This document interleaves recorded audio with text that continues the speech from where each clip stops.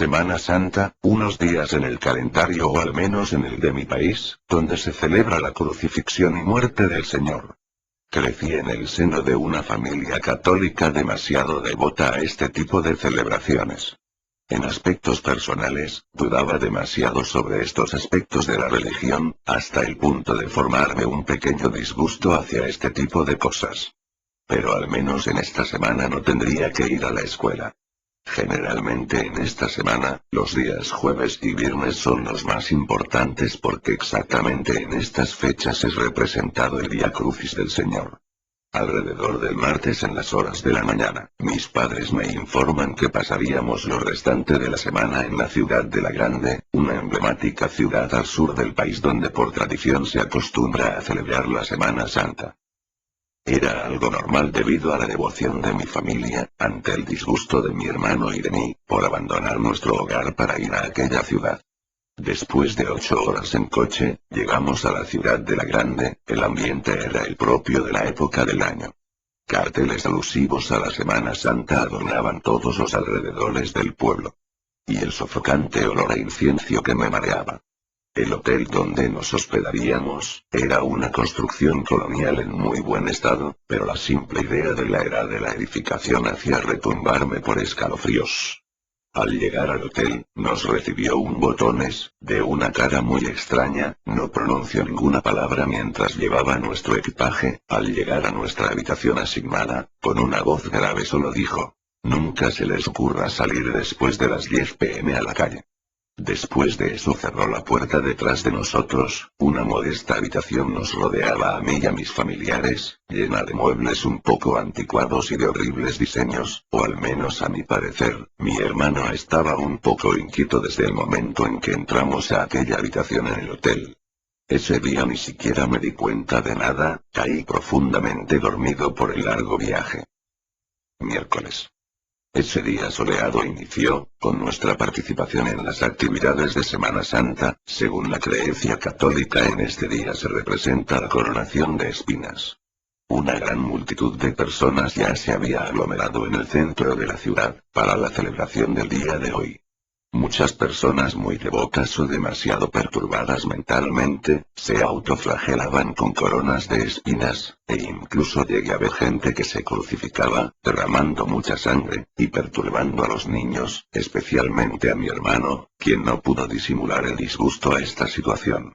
Entre la multitud llegamos a lo que parecía ser la plaza principal de la ciudad, llena de personas, que era casi imposible de adelante.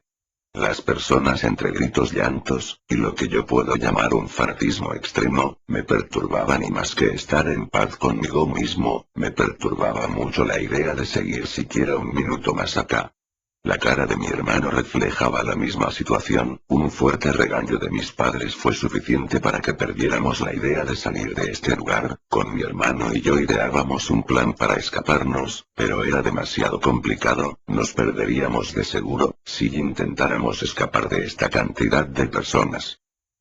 Después de aguantar todo lo que se supone se realiza en estas fechas, regresamos al hotel, aún no recuperados por las perturbantes imágenes que vivimos hoy. Cuestionamos a nuestros padres sobre ello, pero al hacerlo, siempre en discusiones de temas religiosos, eran demasiado estrictos, y no me dejaban dar mi opinión al caso. Mi hermano y yo les rogamos por muchas horas, que nos marcháramos de aquella ciudad, pero ni nos tomaron en cuenta. Antes de dormirnos, mi hermano y yo nos pusimos de acuerdo, en hacernos los enfermos al día siguiente, para quedarnos aquí, y así evitar ir a ese tipo de cosas, para no perturbarnos más. Aquella noche, mi hermano y yo nos despertamos, por un sonido que escuchamos.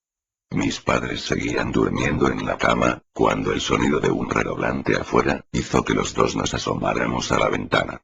Un escalofrío, y la sensación de mi hermano y de mí de estar soñando, nos recorrió todo el cuerpo, cuando vimos en las calles de la ciudad, a cientos, quizás miles de personas encapuchadas, de una túnica roja, que se dirigían a la plaza principal, cubiertos por una aura demoníaca. Petrificado en la ventana, tomé como pude mi cámara fotográfica, e intenté sacar algunas fotos de tan horrendo espectáculo. Mi hermano me repetía una y otra vez, que si esto era un sueño, le dije que quizás sí lo era, y que deberíamos regresar a la cama. Jueves. Olvidándonos de nuestro plan, pero teniendo demasiado frescos los recuerdos de lo que habíamos visto en la noche, insistimos muy fuertemente en que nos deberíamos ir ya de esta ciudad. Nadie nos creía la historia. Notaba a partir de este momento a mi hermano más perturbado de lo que ya estaba. Mis padres no parecían notarlo. Se resistió tanto a ser llevado a la celebración del día de hoy, que nadie podía controlarlo.